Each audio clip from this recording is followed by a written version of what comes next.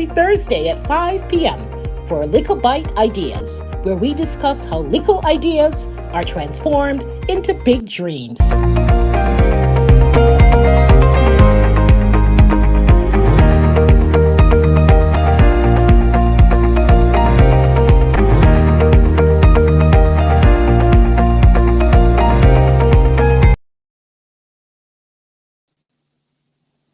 Good evening, everyone, and welcome back to Likkle Byte Ideas. It's a brand new season, and we missed you guys.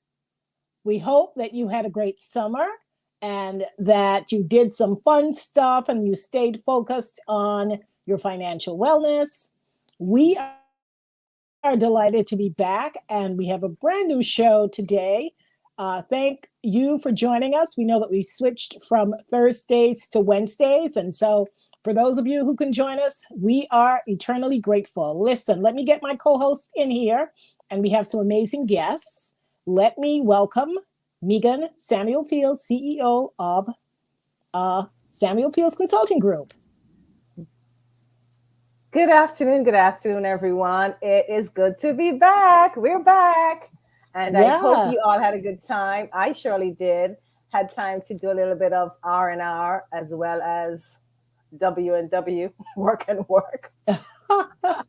Well, listen, time goes by so quickly. It's season 3, and we've been doing this now officially for a year. Isn't that crazy? That's amazing. Oh my goodness. Oh my goodness. Well, this is what happens when you turn at 2 a.m, have an idea, and you have a partner that you can call. Idea. Yep, a Likkle idea. It's been a while. Anyway, let's get right to it. Today, we're going to be talking about how your money beliefs impact your financial wellness. And we believe that a lot of your money beliefs are mostly formed during your childhood. Whether you agree with us or not, you know, we've done some research, and a lot of your beliefs start in your childhood. And surprisingly, your money beliefs begin in your childhood. So we had a great idea that we know you're just going to love. We brought 2 siblings here. So it's going to be the 4 of us.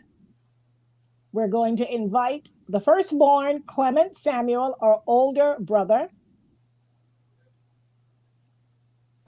Clem, where are you? Okay. Hi, I'm here. All right, loud and clear. Mento. Yeah, that's Mento. The one and only. Our older brother. And don't let that serious face fool you. Oh no. He's a riot.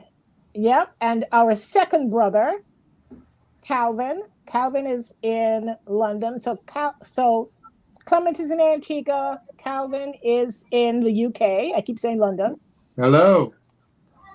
And so, Calvin, I know that you are in a state of mourning. So thank you for joining us. You had to pause. Thank you very much. Good to be here. I don't know that I'm in a state of mourning, but the UK is in a state of mourning.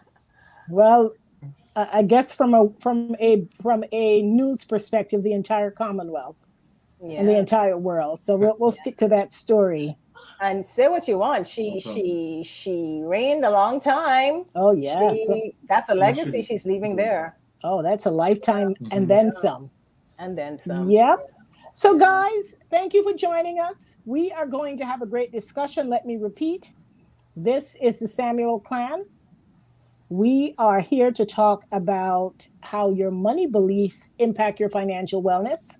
And we're going to take it way, way back to our childhood to discuss how money beliefs are mostly formed in your childhood. So Doreen, before you start, can you shift your camera a bit? We're not seeing you fully.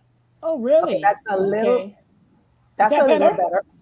Yeah, it's a little low. Wow. So your name so is you're hiding. Saying, I see what you're saying. Okay. Okay, it's a little high, you mean? Yeah. Okay, that's much better. Okay. Gotta see the diva. I can see myself. You're right. Okay. So just for those of you who may not have a good grasp on what financial wellness means, let me define it for you. It's a state of being in which you can meet current and future financial obligations, feel secure in your financial future, and make choices that let you enjoy life. Financial wellness can also reduce preoccupation with money needs and improve your mental and physical well-being. Sounds like a place a lot of us would like to be in terms of financial wellness, and something that we should all be striving for. I think I lost a headphone. No, we're hearing you. I think I lost a headphone dropped out. So we're back. So no, we're hearing you. Okay, so should I go through the description again?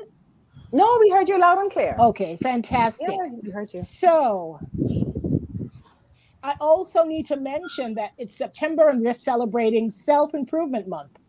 And today we're going to look at how we can improve our financial wellness.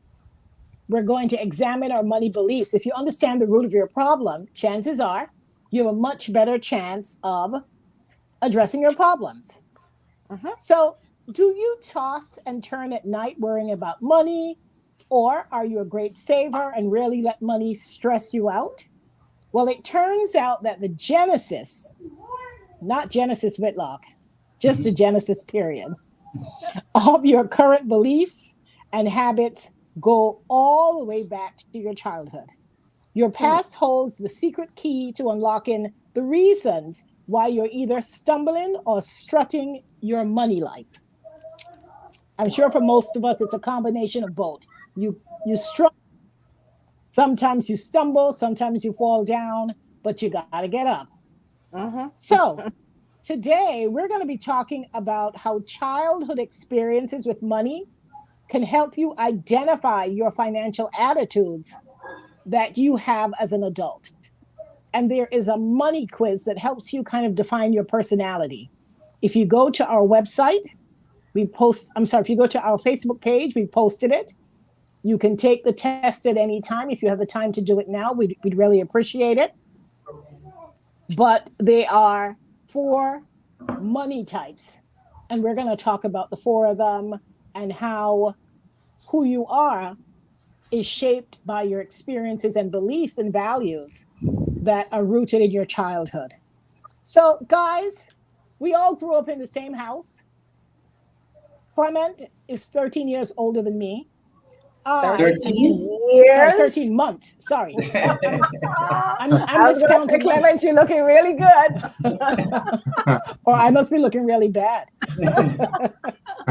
Sorry, slip of the tongue. We're talking money, so, I'm just trying to get a little more. I'm trying to pass off dollars for cents. What can I tell you? So Clem is 13 months older than me. I am 13 months older than Megan. And then Megan, you're what? Like 3.5 years older than Calvin? 3.5 years older than Calvin.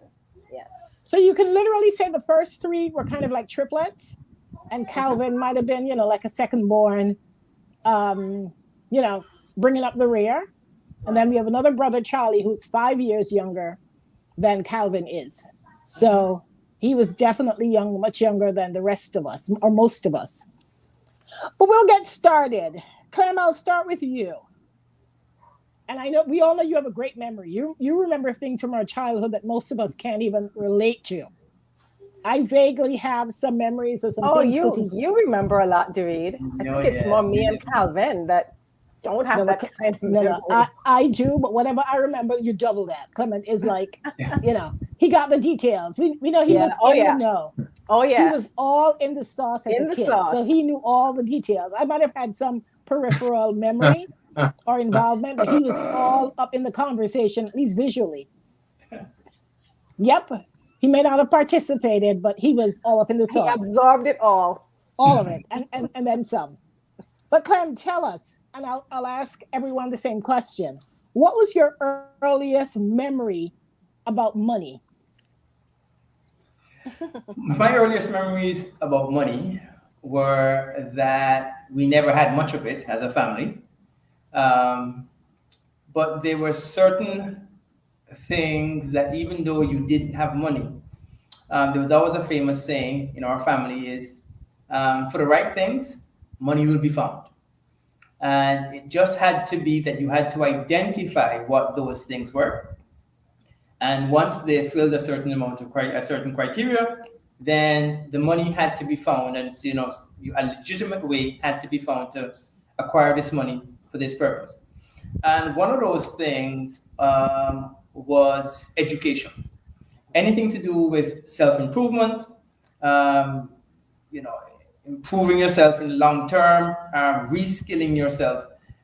There was never the excuse that you didn't have money, right? It was very simply money had to be found. And I think what I gathered from that is that from a very young age, you have got to learn to prioritize. And when it comes to backing yourself, you have got to be prepared to back yourself. And if you are not, I think what I learned very early was that if you are not prepared to invest in yourself and back yourself, then it would be unreasonable for you to expect other persons to do that for you. Yeah. Fantastic. Now, see, guys, I told you that's grown man talk from a little kid. From childhood. That's a childhood. So that's old man talk, grown man talk from a kid. But I think some of that came from being the firstborn. There are lots of theories about that too, where you have you carry the weight of your other siblings on your shoulder.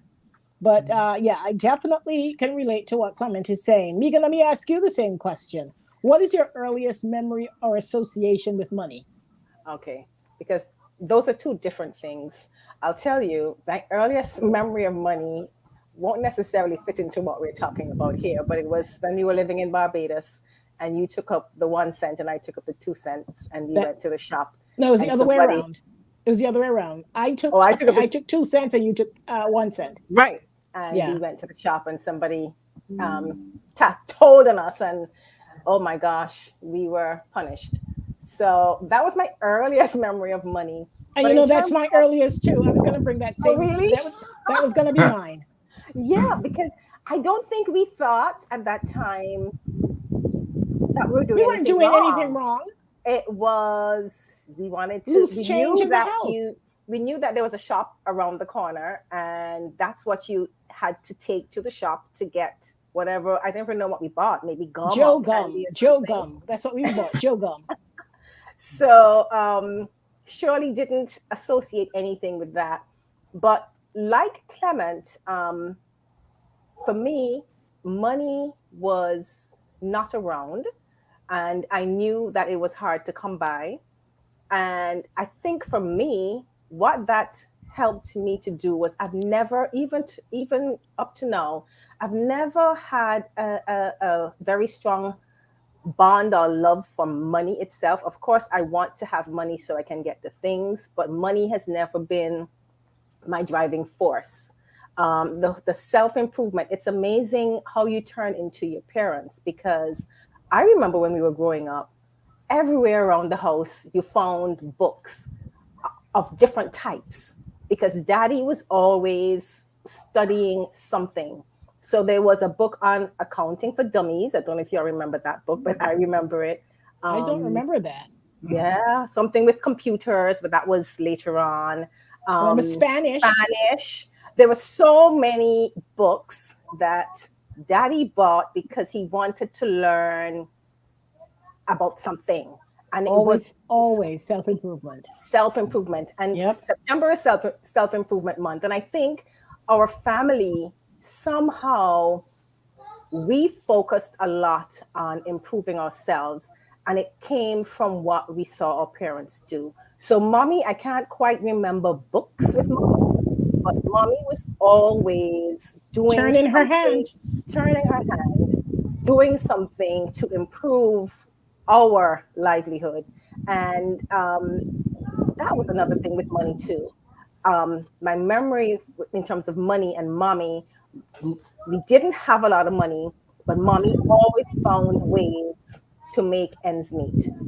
So I am quite glad and happy for the type of upbringing I had. We were not taught to be afraid of money, but at the same time, we weren't taught to be worshippers of money. But what we were encouraged to do was to see how we can improve ourselves. And in doing that, we'll be able to support ourselves. So that's my memory and my connection with money. Okay, great. Now, Calvin, you're a little down the line. So whereas I guess we had more shared memories. You're a little younger. So tell us, what was your first recollection, association with money? So I was thinking about that, and my first memory around money was a negative one. It was asking one of my best friends at school to borrow something very simple, like a sharpener or something ridiculous like that. And his response was, tell your daddy to buy it because your daddy has money. And I remember being really shocked by this, thinking, do we have money? Because I don't think we have money. We definitely I'm fairly certain we don't have money. Is it under the bed? Is it planted outside? This guy was fairly convinced that we were better off than we were. And I remember, for me, it was a really shocking thing that somehow there was this perception that my daddy had money, so me shouldn't be borrowing his pencil sharpener. I would tell my daddy buy the sharpener. And that was it was a introduction to a set of perceptions that did not at all ring true to the lived reality, which was no money day. Mm-hmm. We have to make ends meet. Mommy has to do various things, but somehow there was this impression that daddy had money. That was interesting to me. Very interesting. Wow. Very interesting. You know, and I'll tell you, I think if we go among ourselves as well, I think some of our friends may have had that thinking as well, that we have money.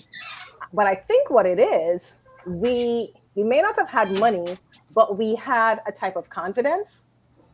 And we knew that, as Clement said, we may not have money, but money will be found for the things that are important. Mm. So I think with that kind of confidence and finding the money to do the right things, or what our parents considered to be right, it probably gave the impression that we had money, but we knew better than that.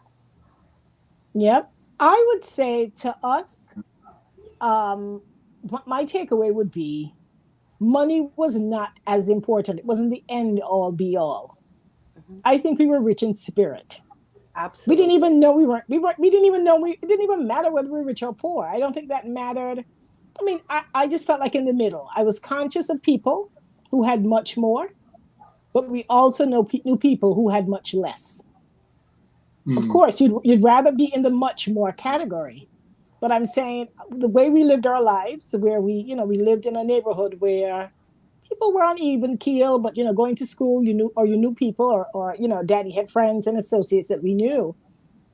We're definitely in a different financial bracket.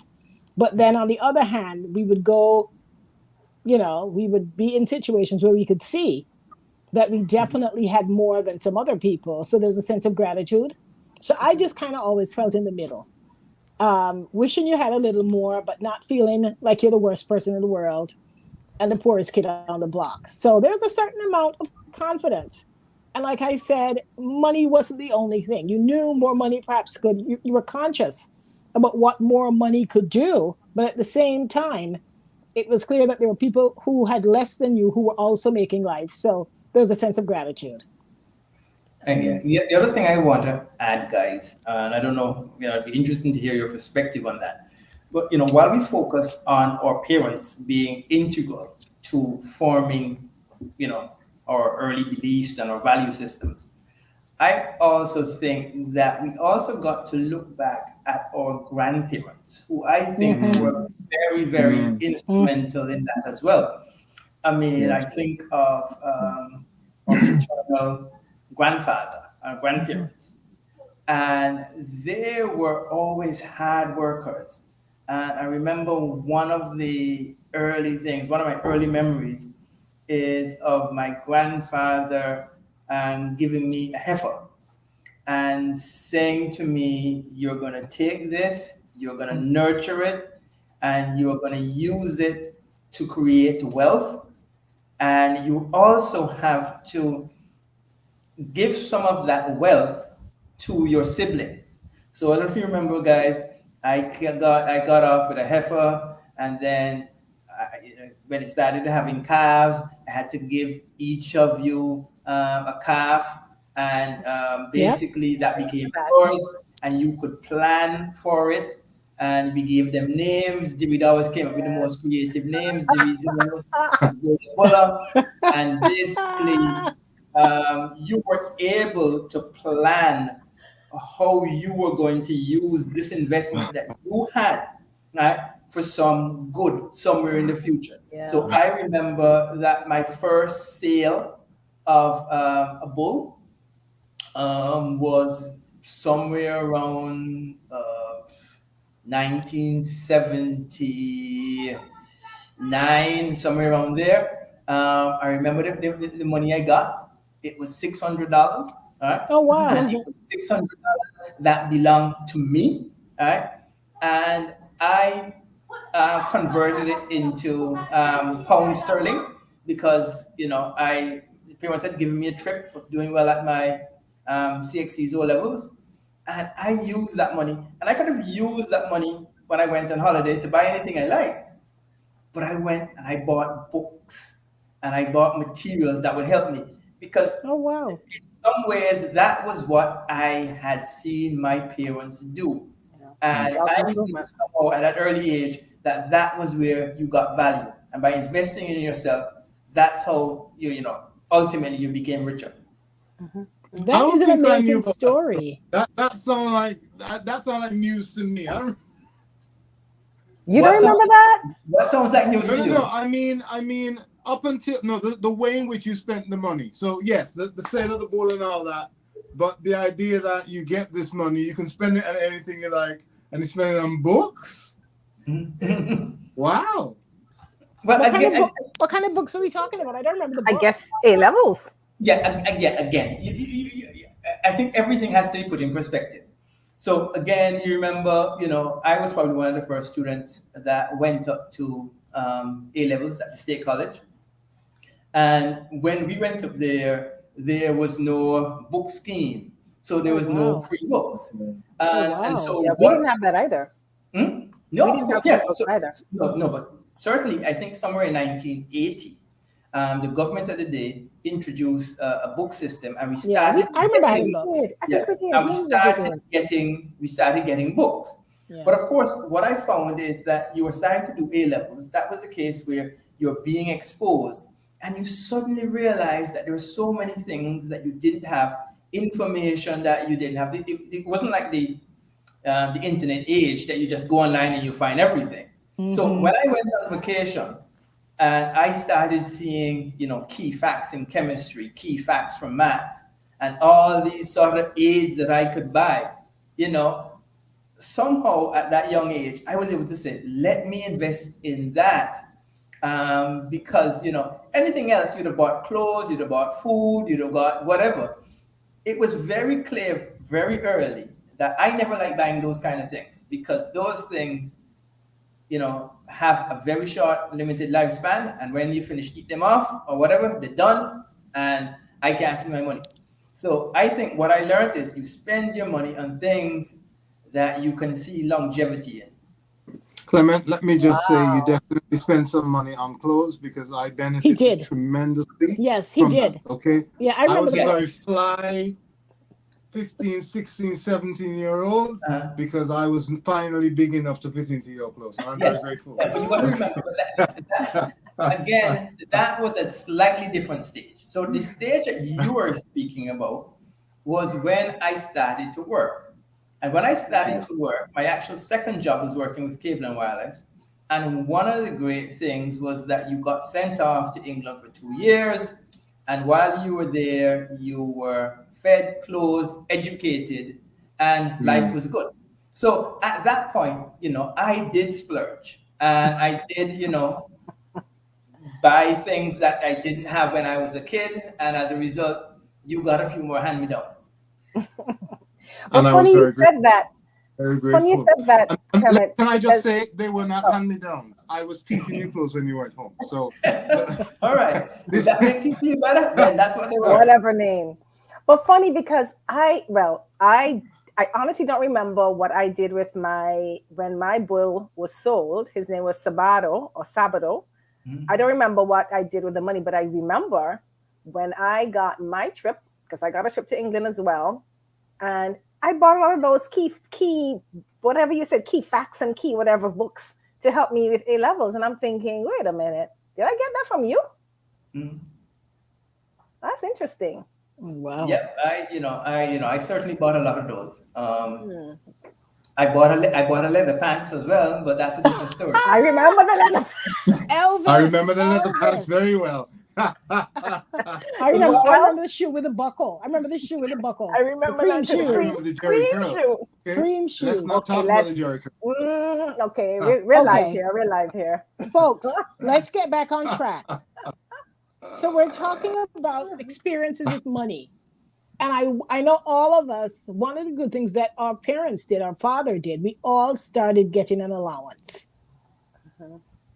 And of course, I believe Clement got more than we did.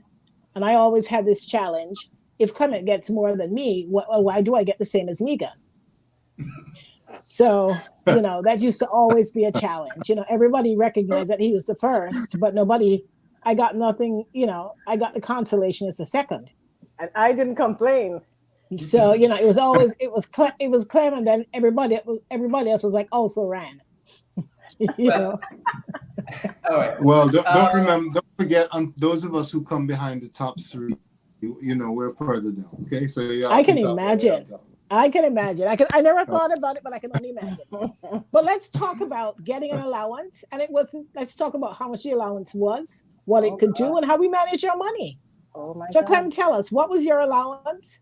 Because I believe you started getting before us.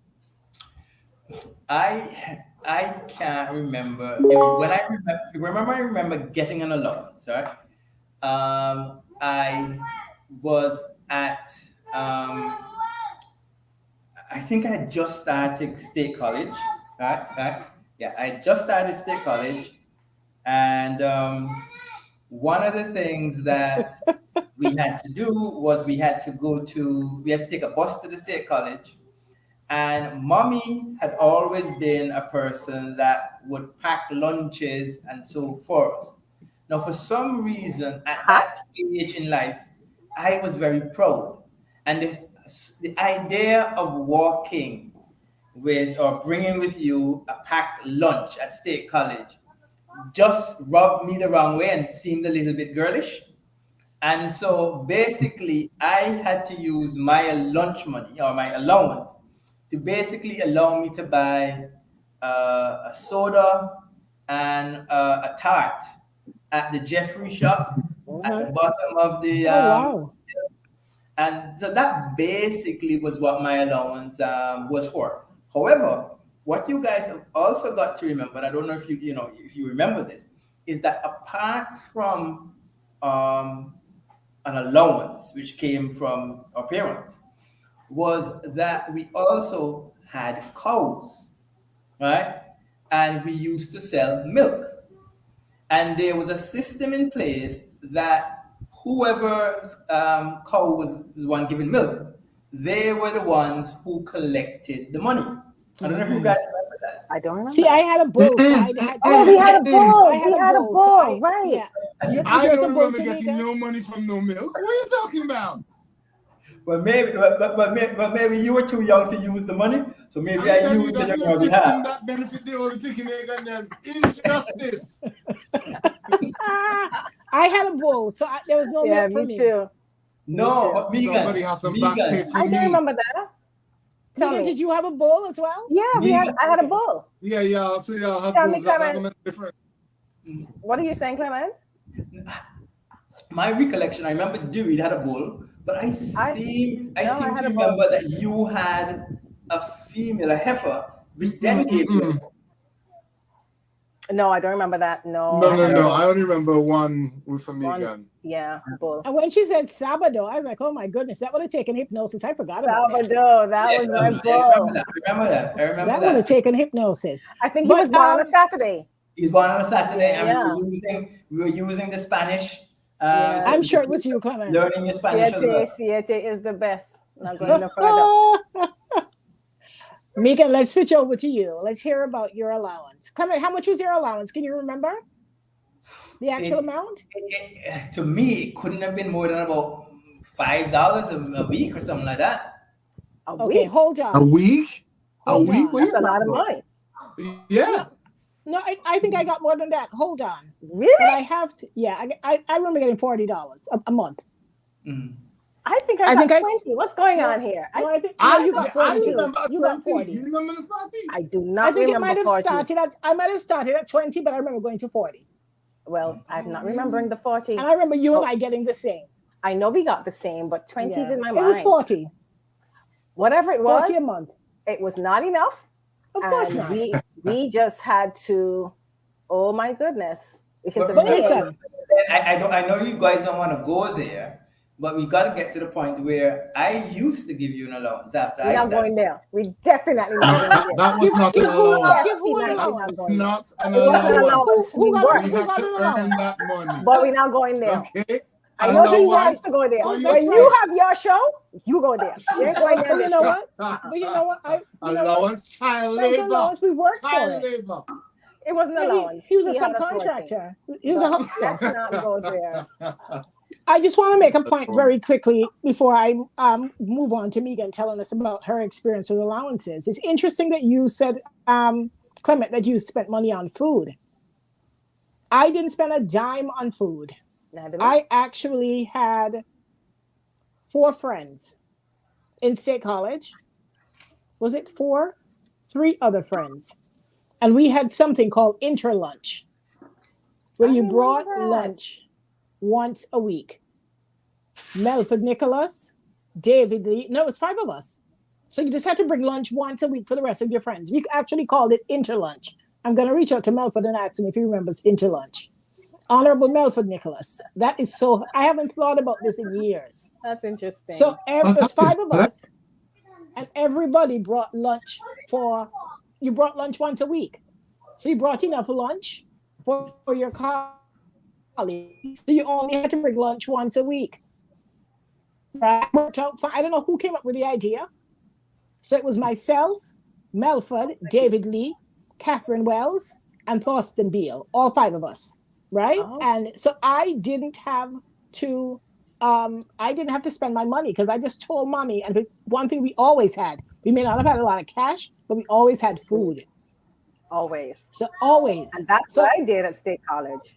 So yeah, not the interlunch, but maybe make sandwiches, or on your day off, you would do something special, package it nicely, and mommy liked the idea. So mommy would actually maybe even get snacks or something extra for your one day a week. I think mine was on Wednesdays or something. So all I had to do was carry a bag of food to school on Wednesdays. And it was such a clever idea. So I'm going to call Melford and tell Melford, we had our own school meals program in A levels.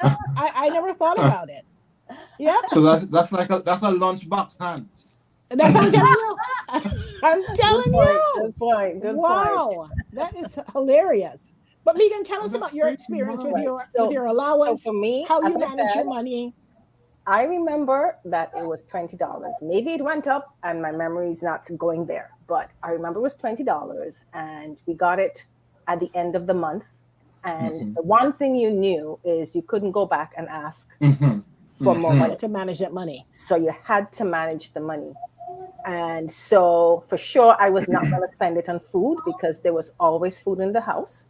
So I was not going to spend it on food. I didn't have the hang-ups like Clement had. I didn't have a problem packing a lunch to take to State College.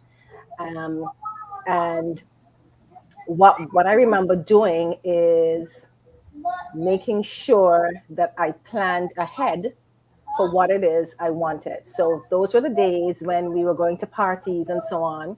So, we couldn't afford to buy clothes. So we would make our clothes. And so a lot of our money, we would have to sometimes save up more than 1 month, but we would buy material, and mommy would help us to make our clothes. And so I think that's where most of my money went, saving up. I would say similar to parties. Yeah, nail polish. Yeah. Oh yeah. Whatever you need, Makeup. Whatever you But can afford the back thing then. is, you knew that you couldn't go back. You couldn't go back. Yeah, Because there one, you was knew there was no money, and two, there were so many mouths in the family. It would just be unconscionable for you to go back to ask for more. So we just had to make that do. And I'm glad I had that experience, because I think that helped me to budget, to plan, and to spend wisely. Clement, you have a lot of background noise. Yeah. Mute yourself when you're not talking. Okay, no problem. Yep. So that's my memory. Calvin, how was your allowance? I'm sure you got at least $50. Yes. Yeah. No. So I only remember 20 as well. Really? No. 20. Three and a half years it's after? possible. So, yeah, I only remember 20. And here's the thing I want to... At what age did you think we started to get an allowance? Oh, Lord I think of about mercy. third form. I think third or fourth form. Oh, Lord of mercy. We have some comments here. I need to break in here. Lord of mercy. Your Miss Miriam Samuel says, remember I paid you to shell peas and pick up manure? Oh my God. Okay, we're not gonna go there. Grandma. We are not going to go there. Hold on a second. Y'all got paid to shell them peas there? Can you show me you getting it was a contest. Yeah, we got paid. Oh, we got paid to shell the peas, but the picking Might up have been manure. might have been a quarter, 10 cents. I remember doing both those things for free. So y'all probably got a better deal. But maybe you got more allowance. Possibly. I think you came at a better time. I'm sure your working conditions were better than ours. Well, so here's the thing. I remember getting $20. It may be like me and it went up. But also at the end of fifth form, I started working. So Really? Yeah. Benji. Oh, right. If you remember, Daddy came home. I finished exams. I came home one day, or Daddy came home one day and said, I got you a job. And I remember thinking, did we have a conversation about the job? Okay. He said, you start Monday. And I thought, oh, okay. And then he said, it's going to be a useful job that you learn some things. You're going to be a man. You're going to learn about cars. You start at Benji on Monday. That was the first I knew there was a conversation about job. But for me, it's not so much the allowance that I remember. Because, yes, I think I spent it on going into town with my friends on a Saturday, that kind of thing. But it's the job, the holiday job. I got paid $50 a week. Oh, wow. You're rich. Yeah, I think it was $50 a week. But this is, much later. This is now mid-80s, I guess. Still I remember I worked the first week, came to church, and Mommy, as I walked past Mommy to sit in the bench and say, I hope you're tired. Oh, you know that. I got my $50, I put my little $5 in the plates, and I felt like a man. And so the Lord has blessed you. Amen. And now you know what other children go through. So yeah, while the allowance is not the thing, for me, the whole thing about budgeting, thinking about what you want, planning for it, especially because the holiday money, $50 a week is a lot, but it lasts for a certain number of weeks and that's it. You get the money again till the next holiday. Easter holiday. Things, yeah. I see. Right. You decide what you want to do after you take out your tithe. Yeah. So let me just jump on the comments that are here. I was just gonna say, let's break for the comments and we'll come back. Right. When we come back, really quickly, we're gonna talk about, just to give you guys something to think about, we're gonna talk about the different attitudes to money. For those of you who want to do the money quiz so that you know how you are categorized in terms of your attitudes, go to our Facebook page and there's a link that you can take it. But there are 4 types of broad categories for your money attitudes. There's money vigilance, money avoidance, money worship, and then there's money status. When we come back, we will talk about which of these we think we are, or maybe a hybrid of two. And we'll discuss how we kind of ended up here based on our childhood experiences. So let's take some questions, some comments, and we'll be right back. Okay, so Natalie A.C. White, she says, good afternoon. She also says, oh my goodness, Clement, that's what my sons spent their money on too, which I guess is on snacks, because I was one of the packed lunch moms. So you see, boys have a hang up that we girls didn't have to worry about. I think so. Yeah. Maybe they need to buy a girl a juice, a sweet drinks, maybe something that they do. Treating a girl. Maybe.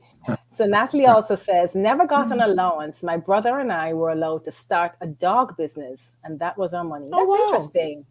That is so cool. I'd love to hear more about that. Yeah. We also have Lydia Peters. She says, how interesting. Hi, Liddy. Hi, Lydia. And okay, so the actual link is there to the quiz. So it's on the screen for those of you who want to take part in that quiz. And that's what we have so far. Okay, great. I'll leave that up for a bit. So guys, and to our audience, we love hearing from you. Definitely send us your questions, your comments. If you can relate to what we're talking about, we'd love to hear about it. This topic has, so far, I've learned so much, and lots of latent values and stories that I haven't thought about in years are coming to the fore. So interesting conversation. So let's get back to the typical attitudes to money and see how these can somehow be traced to our childhood. Money vigilance. That means let's not talk about money. Anybody here like that? Or any tendencies like that? Let's not talk about money. Money vigilance. Okay. Money avoidance. I don't deserve it. Not in our family. Money worship. I can never have enough. Money man mental. Is that you? That's probably me. Absolutely. Yeah, that's how you get a name like Money Man Mental. And then the last one is money status. It's important to have nice things. Anybody? I think there's a bit of that as well. Yeah. I actually did the quiz, and so you get scored for each section. And so I got a 9 for money worship, a 3 for money avoidance, an 11 for money vigilance. I'm surprised at that. And a 3 for money status. So I'm between avoidance and vigilance. Interesting. Worship and vigilance. I did it as well. I got a 9 for money worship, which I'm surprised at. I got that. An 8 for money avoidance, which I'm also surprised at. Okay. 11 for money vigilance. I got that too. I expect that. But 2 for money status, which sounds about right. So the last 2 is what I think of myself. The first 2, not so sure. Yeah. You didn't know you were money man Cal. Well, Calvin, I would think it's important for you to have nice things. You like nice clothes, cars. Yeah, I guess is that the money? Yeah. So, but based on the question, that's not how he sees himself. And pretty much that's what turns out for the test, because that's the status, right? That's where I scored a 2. Right. Oh, really? Yeah. I don't have my. So yeah, I like nice things, but yeah, money isn't particularly. So, for example, most of my jobs, what I get paid is not the primary thing. It's a sense of vocation to it. So nearly every time I've moved a role, I've ended moving to something that pays me less than what I was doing before. Oh, wow. So. Well, I mean, come on, he's Reverend Dr. Calvin Samuel. you know that if you're going to be a pastor or anything in the church, that money is not. No, the but I'm main saying thing. that within the church, I've been within the church for 20-something years. Jobs within the church, when I move, nearly every time I move, it's to a role that pays less initially. Over time, of course, But Calvin, we're going to come back to that because remember how we define financial wellness. So this conversation is leading somewhere. But tell me something, guys. Tell me something, guys. How much do you think that your upbringing and what you learned about money and your financial education determined your career choices? No, that's interesting. Well, let me say this because in our Cliff Notes in our newsletter, that's exactly how we advertise the show. That we all grew up in the same house, took very different career paths. Of course, we want to hear a little bit about Clement and Megan and studying together and going to law school. That commonality, how that came about. We don't want it to dominate the show, but we'd be happy to hear a little bit about that dynamic as far as self-improvement and actually doing it with a sibling, and what a special bond and a special experience.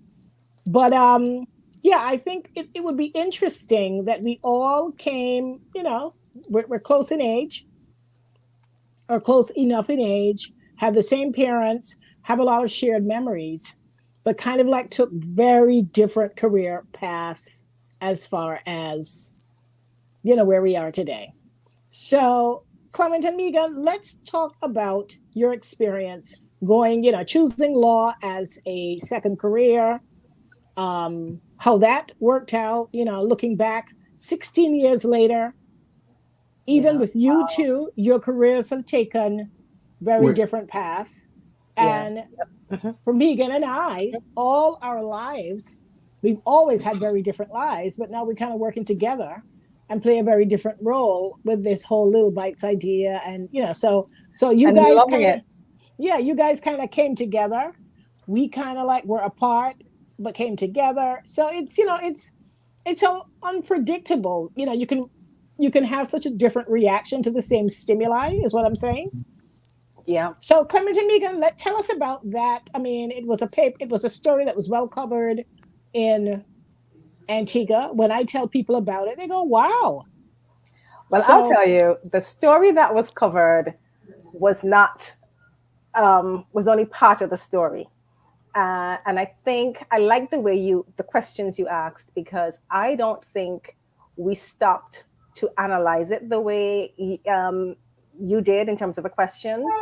But for me, it stemmed from both of us seeking to improve ourselves. And what I think a lot of people don't know is that Clement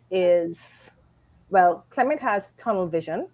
And so whenever he is focused on something, he is only focused on the thing. I don't have that tunnel vision, but when I get involved in something, it has to be done right. And I'm going to find ways to make it fun and interesting. So one day, Clement and I, we actually worked at Kindle together. Oh, I forgot about that. This whole journey started even before then. So I don't know if you remember, Clement, but I was thinking, so I get the itch sometimes to, I guess, do like daddy and do something else. So I was getting the itch. I knew I wanted to study something. And the most likely thing was doing a master's. So I had started looking into it. And one day in the parking lot, Clement, you asked me, or maybe I said, I don't remember, but we had a conversation about what we're going to do next. And I said, I'm thinking of maybe doing my master's. And he said, why not study law? And I was like, law? Todd? That had never, ever crossed my mind. I'm like, nah.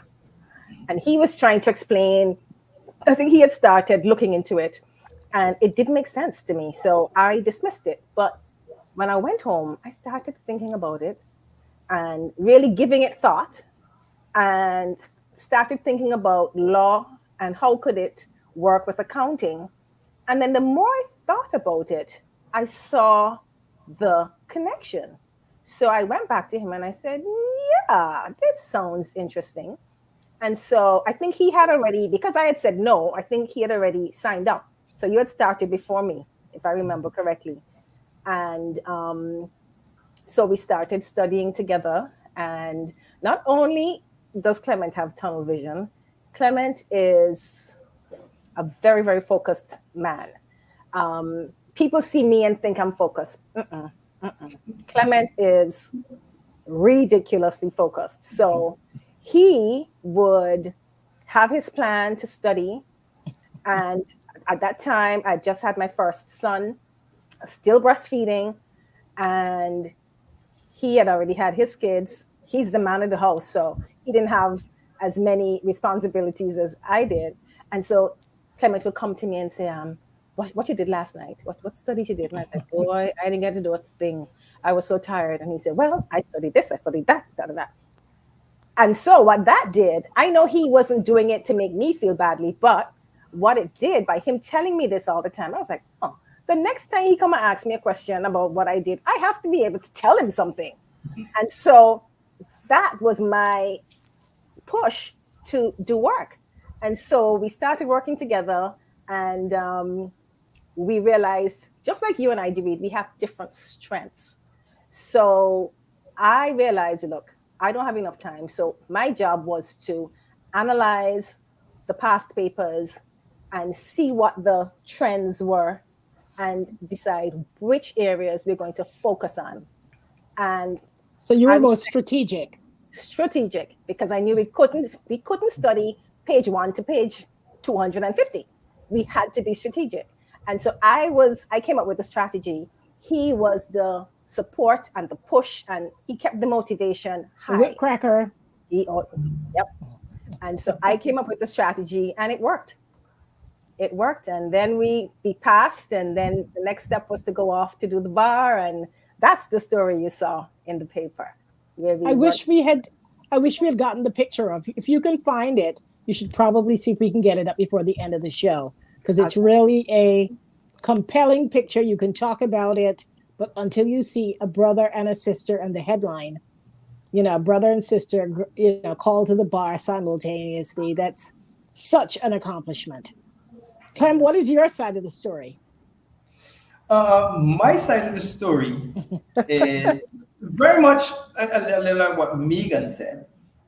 But I also thought that from the upbringing that we had and the fact that both parents were teachers, and I think that teaching is a noble profession.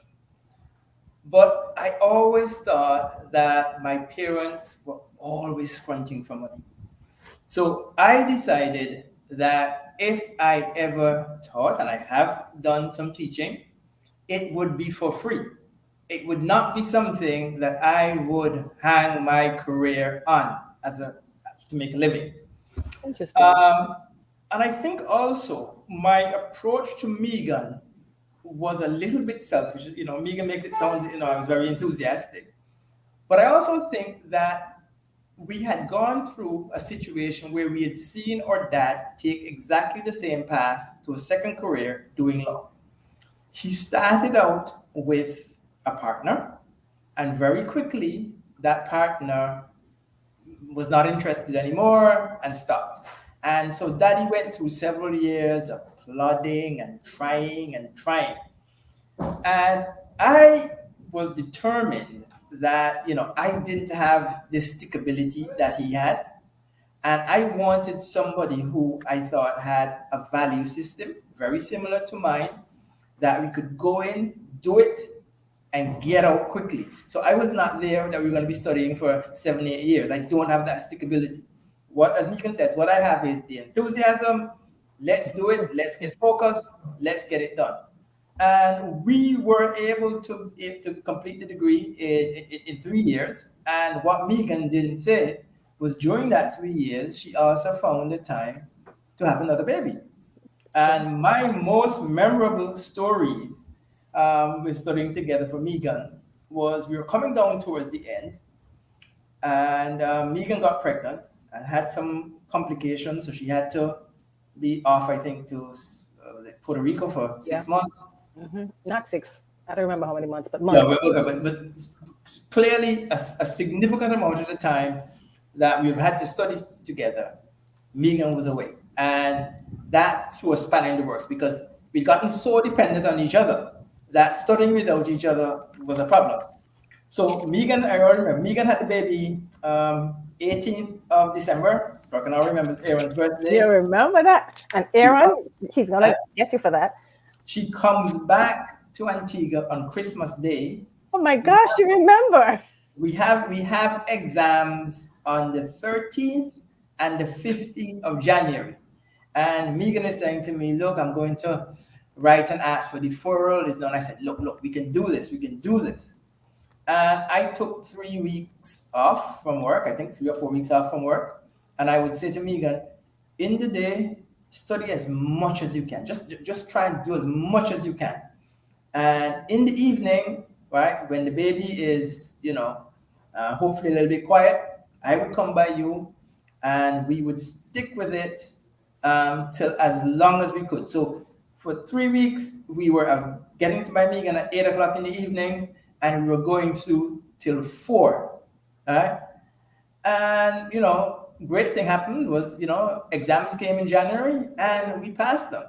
Oh, wow. That was tough. I forgot that was tough, but it was the highlight for me of studying together. Yeah.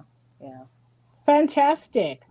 But guys, I think, Clement, because, sorry, I just wanted to say, you hit the nail on the head, the value system. I think because we know each other and we know our strengths and weaknesses, we were able to do it together.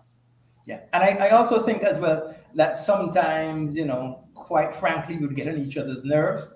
But, it's all part and parcel of the course, and, you don't take offense to it, and you go on, So, Megan would say to me, look, I've got other things to do. I cannot discuss this today. Right? And oh my God, I should just drive me crazy. And I would just... So what Clement means is he used to get on Megan's nerves. That's what I really mean to say. Okay. Yes. Yes. He has a very intense personality. Very intense. I remember when he was doing like his, his O levels and A levels. When he was studying, the whole house had to be studying. Okay. Oh yes. If he had an essay to write, we had an essay to write. Okay. So that's I don't blame him. He just had a way. I think that just shows that from a very early age, I was a good delegator. I mean, that's simply all it means. No question about that. Absolutely no question. And take charge. Take charge. I think it's something about firstborns. I don't know how the rest of you. My firstborn has the same personality. Mm-hmm. When she takes over, it's showtime. But guys, it's been a great discussion. We were able to elicit some great memories. I want to give everyone some time to share some final thoughts. I want to basically end the conversation by saying, if you grew up understanding that money is a tool and that gratification can and should be delayed until an appropriate time in the future, chances are you'll make decisions that support financial security and obviously financial wellness. And I think most of us agree with that. I think to summarize our conversation here today, regardless what the test or the quiz says for all of us, I don't have my results in front of me right now, but I think it pretty much lines up with what you guys shared, with a difference of a few points. But I think a couple of things. Number one, we saw money as a tool. Money did not rule us. We didn't have a lot of it. It was something that we learned, we used to get us to the next level. But I think very early we knew that money was just a tool to get you, through life. But education, hard work, being creative, being strategic, definitely were much more powerful tools, number one. We also learned about gratification. You don't necessarily need immediate gratification. You make the sacrifices, going to college, and even then moving up the career track. There are things you have to do and make the sacrifice if it means moving from one job, one career to the next. That definitely came through. And, I think if we had to summarize our childhood, and you guys in your summation, you're free to add or agree or disagree. I think the lessons that I got from my parents were, work hard, make the sacrifices. Nothing happens overnight. Don't be afraid to try new things, venture into new areas, and never stop learning. Never stop striving. Never even Likkle Byte ideas. We haven't really talked about this. Megan and I started working on projects together. We started doing some amazing webinars during COVID. And so, a webinar is something that you do once a month because there's so much work and so much involved, and it got to be quite costly the way we were doing it. And I just had a thought one night, like, why don't we do something weekly? You don't have to have the big shebang once a month. If you really want to develop a following, and really get your thoughts out there, why not do something weekly? And I had been involved with another partner doing something similar, where we did a weekly show, and you could see, you had a fan base and people started following. And I turned at 3:30 one morning and thought, why don't we just have our show? And I was too embarrassed to call Megan at 3:00, so I kind of stuck it out till about 5:30 and sent her a WhatsApp and told her the idea. And she called me right away. And we talked about it, and that might have been a Monday or Tuesday. And we had our first show on a Friday. We were like, let's just try it and see how it goes. And the first show went well. We planned the second show, and here we are every week. I mean, we've taken season breaks, etc., but it's been a year, and here we are. And we have quite a following. I have friends who tell us, and family members who tell us they enjoy the show, and it's effortless because we're talking about things that we understand, we're passionate about. And today was quite revealing because I put the thoughts together, not realizing where this conversation would go. But guys, this has been amazing. But let me start out with, we started out with the firstborn. Let's start out with the fourthborn.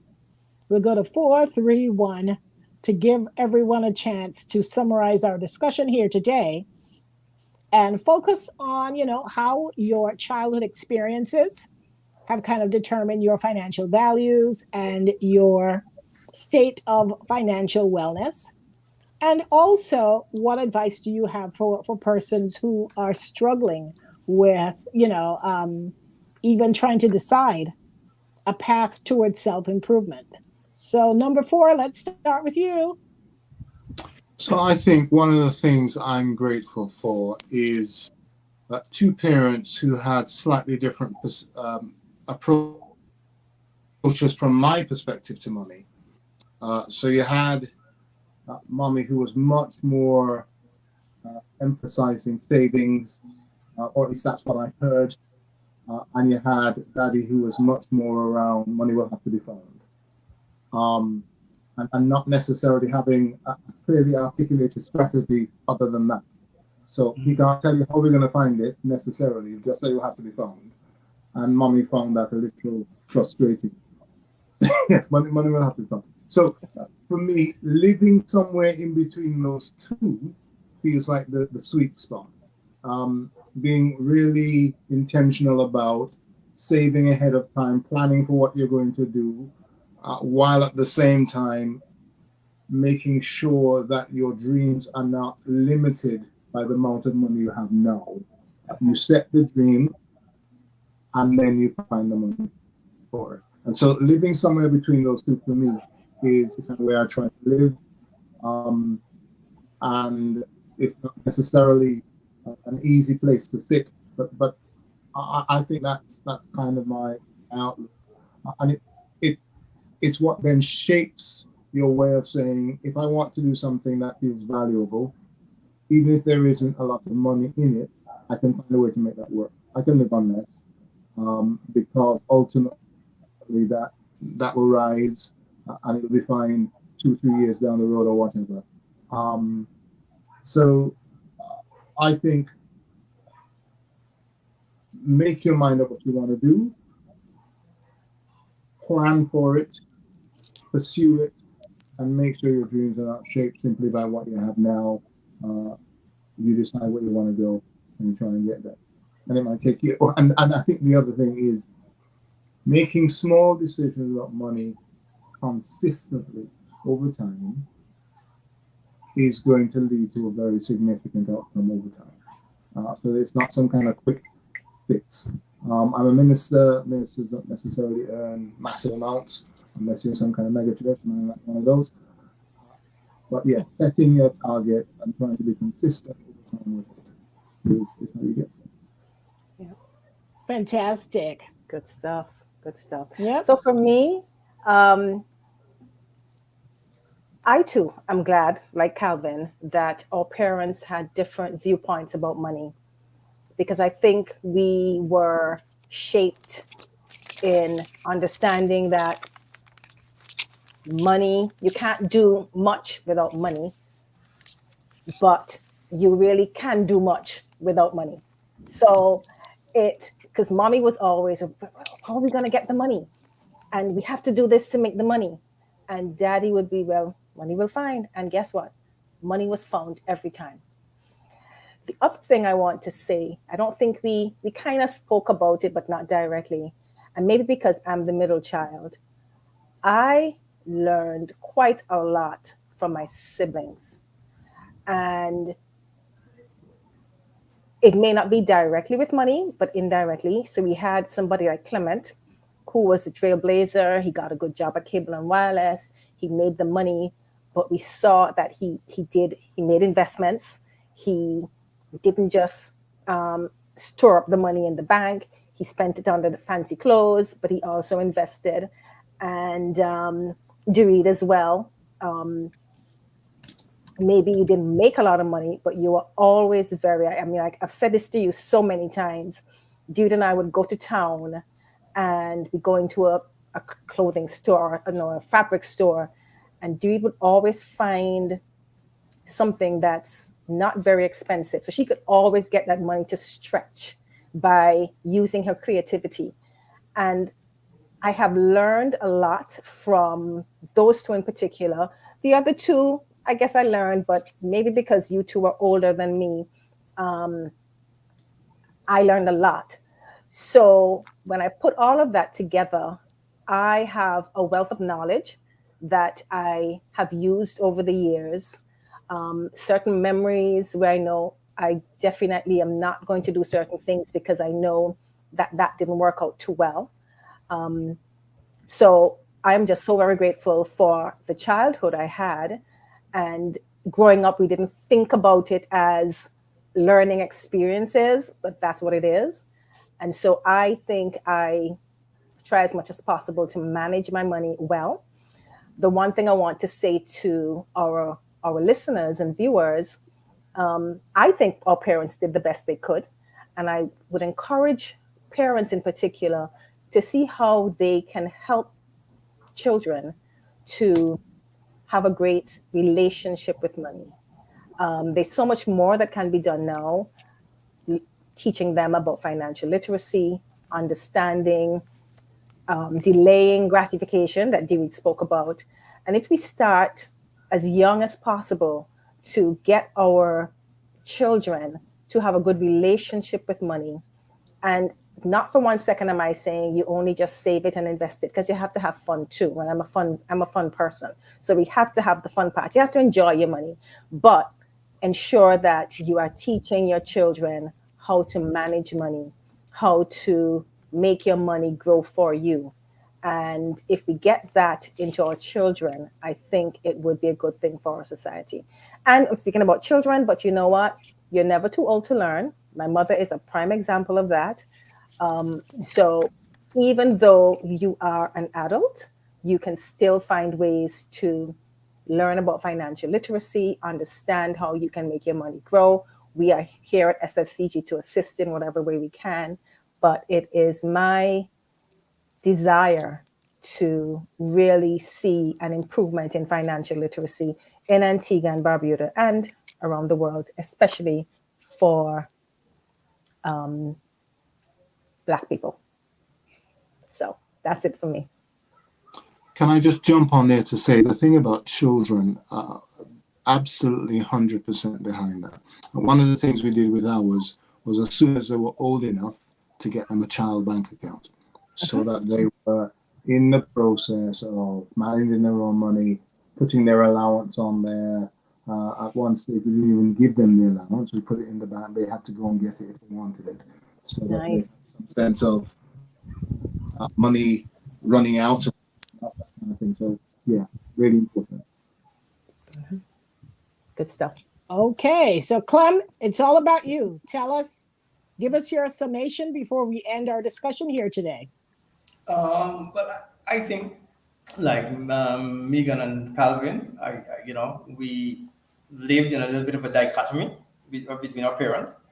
But I really think that I appreciated the fact that, while we were aware of what money could do, while we were aware that, we had to be considerate with money, I think for me, the fact that, and I probably have to attribute this a little bit more to dad than mom, was that dad was a dreamer, right?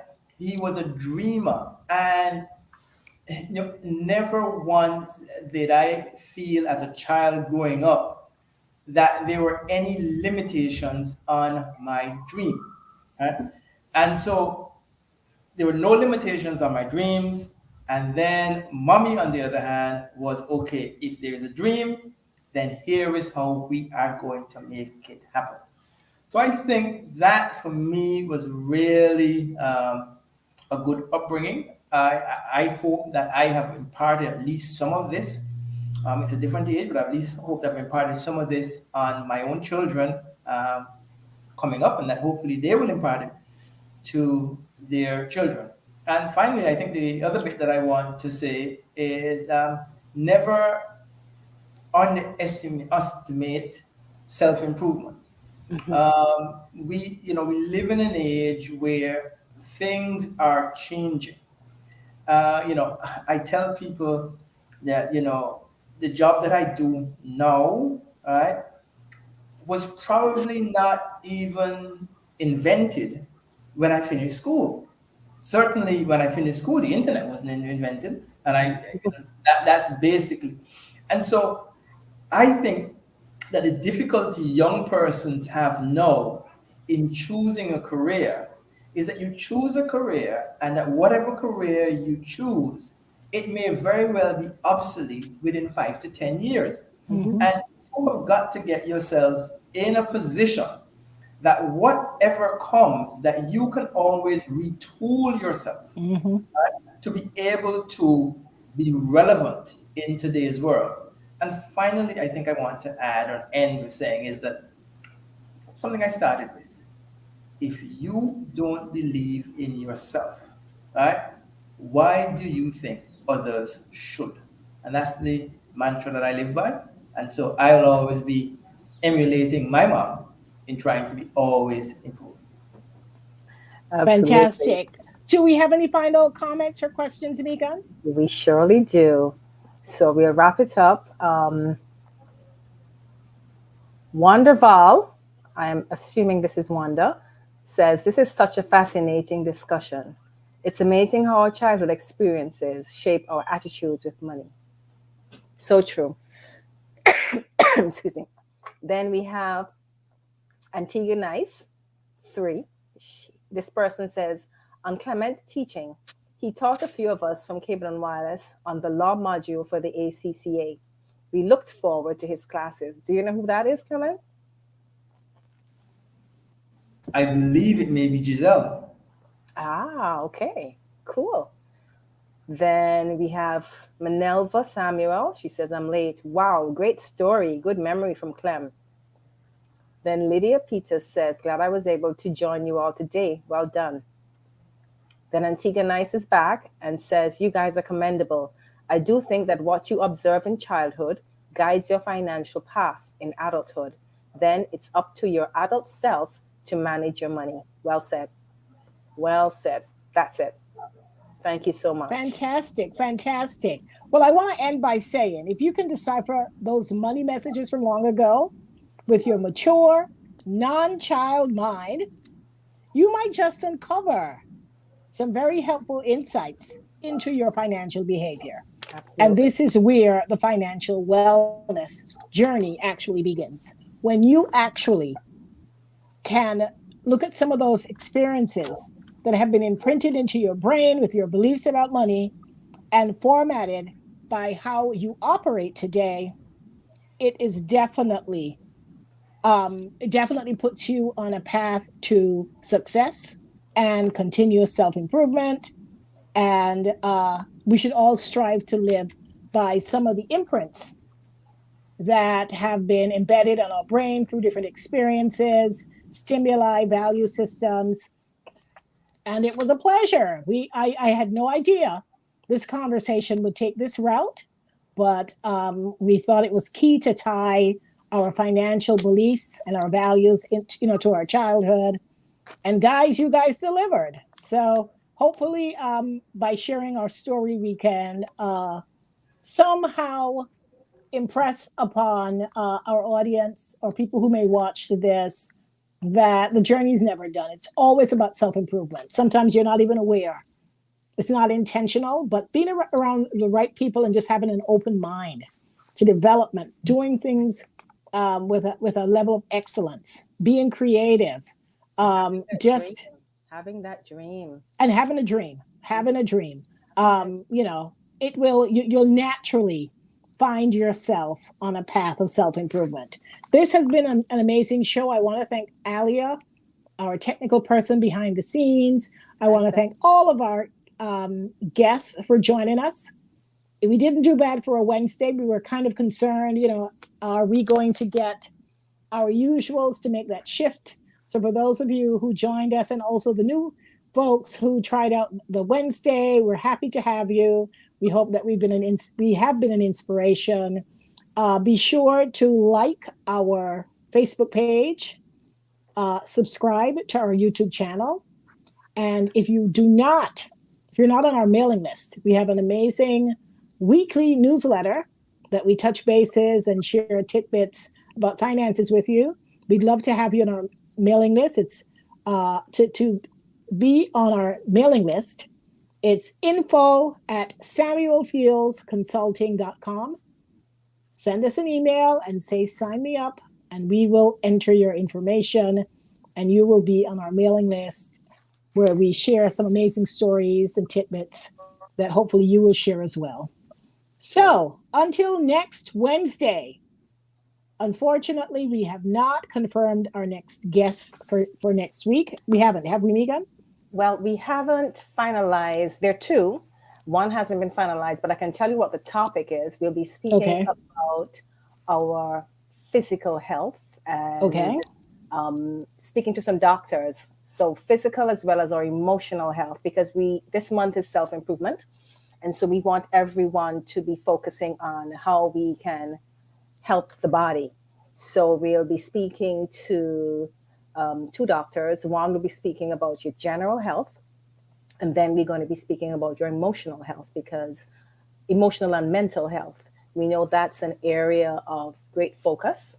And so we are just finalizing the actual doctors or therapists that we'll have. We have one doctor for sure, and either another doctor or therapist to speak about mental and emotional health.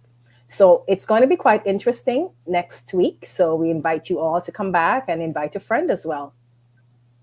Okay, great. So we started in the center. If you look at the graphic behind Megan, we started in that little center, which is our childhood. And she has all those slices. So we started in the center and we talked about financial health.